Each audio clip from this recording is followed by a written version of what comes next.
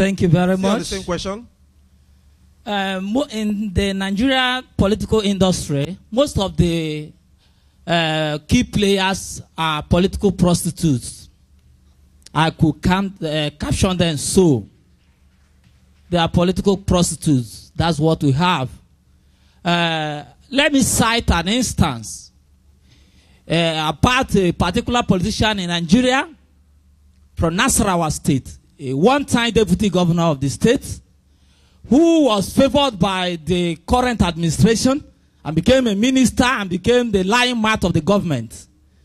And then you can see that the man has been favored, and it came to a point he said he's resigning to contest for the office of the governor. This is just seeking for personal ambition. And the party he has been that has made him whatever he is today, seeing that he could not be able to achieve that motive, he jumped to another party. He jumped to another party. This is because he has a personal admission that has not been achieved, seeking for relevance within the political space. And because it's not given to him, he prostitutes from one party to the other. We have seen it all over the country. And a pastor has said something that struck my mind. You can see in the lives of the politicians, we had one party system. We have one party, that's the People's Democratic Party, that have been ruling this country from the federal level. And now, some group of politicians join forces to us them out. We can see the efforts they have made. And we can see that even at that point, they said they want to form an alliance. You can see that most of those who have been in the PDP,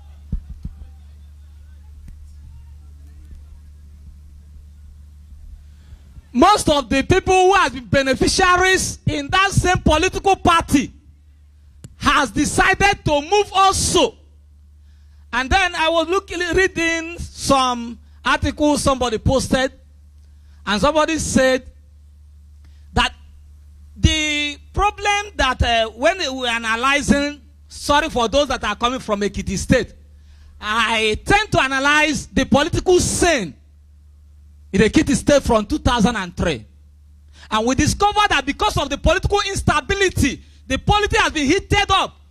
The state have not grown in terms of, they have not been able to grow economically because of the political instability. Who are those who have caused it? They are the political actors that are prostitutes.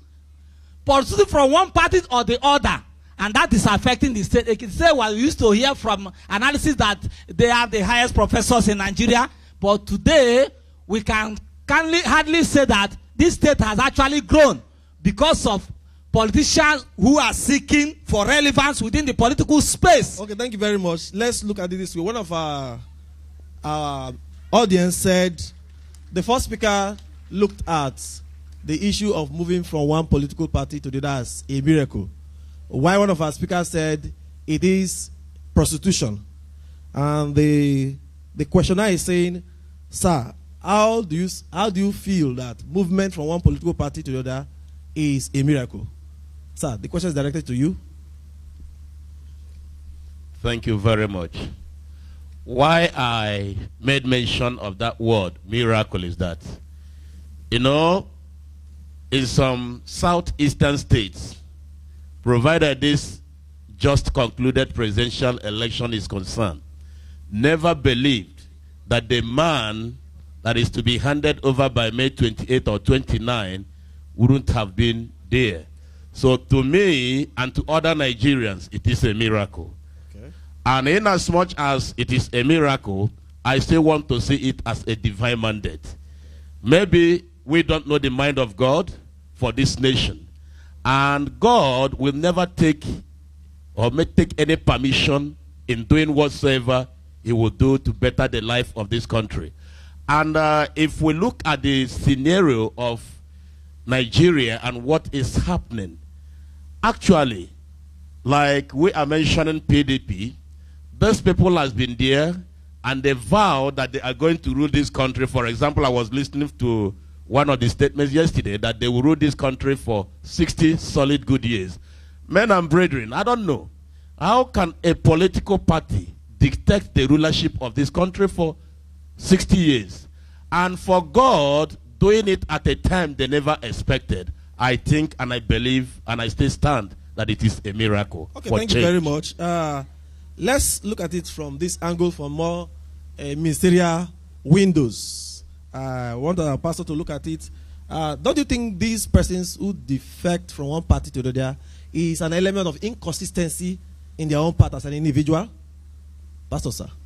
Well, thank you very much. The element of inconsistency may be there, but I tend to see it as,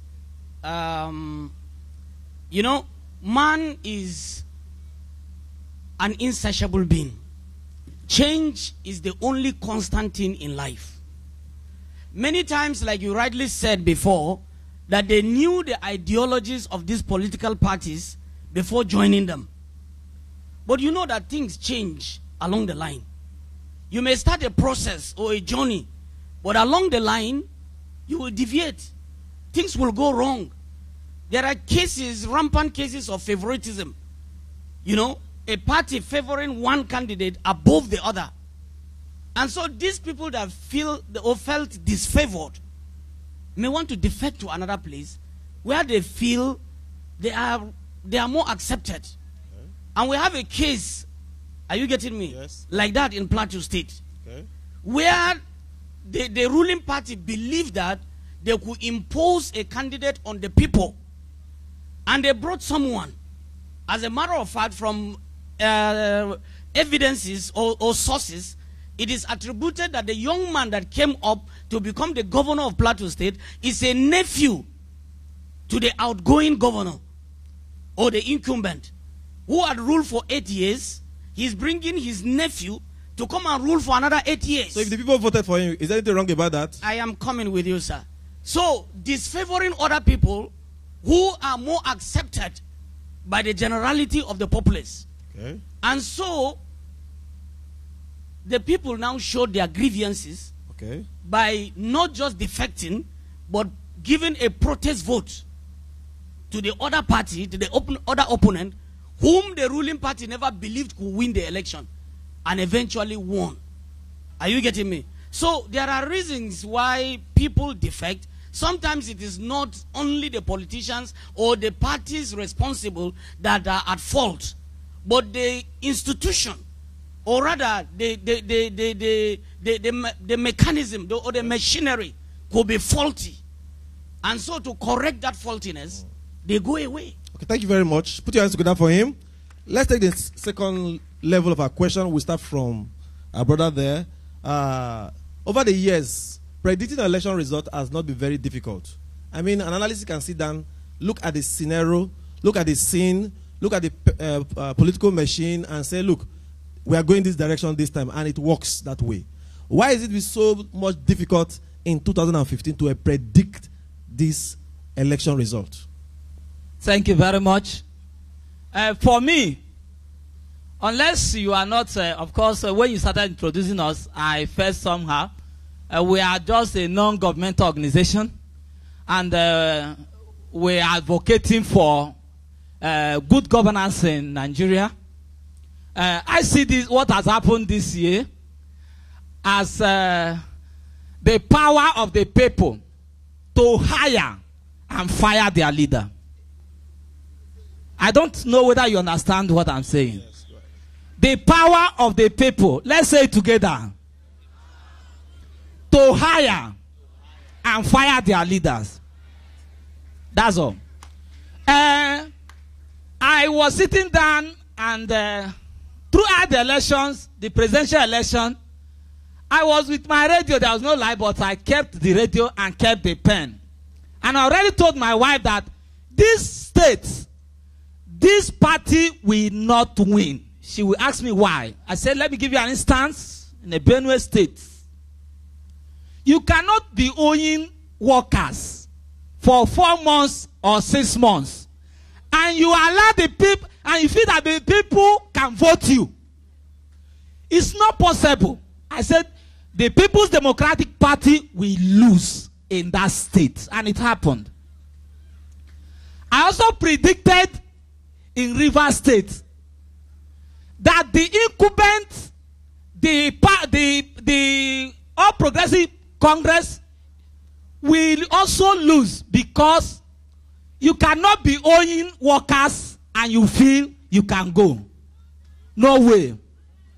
Now, what has happened in all the states? I overheard a governor in the southeast shouting, announce the result. Announce the result. Why do you declare the result inconclusive? And I was smiling. I said, he doesn't know what he's talking about. There is no road. The people don't have good water. And you want the same party to win. No, it cannot work out that way. So what you see is that for some persons who has felt that PDP will have their way, the part that they have, it's not PDP, carry go. After this, of course, some governorship elections have yet to be, they are inconclusive. They will soon be announced. And let me tell you, a time is coming where this nation will head to electronic voting. There is no two ways about it. And then the leaders, we know that once we sit down, we know that this particular party will not win. Whether you like it or not, I don't belong to any of the party. We are a non-governmental organization. So people can sit down and predict. When the election was going on, people can sit down and say, it's not carry go as usual. It's no longer PDP share the money. Thank you very much. Let's together for our brother. We appreciate you so much. There's a question from one of our contributors. He says, and I'd like to direct this question to our pastor, Reverend Dambo. He said, is it a sin for a Christian to vote Buhari during the last election? Should Christian youth still support people who loot? Let's leave the others. Should Christian youth vote Buhari? It's a direct question. Well, this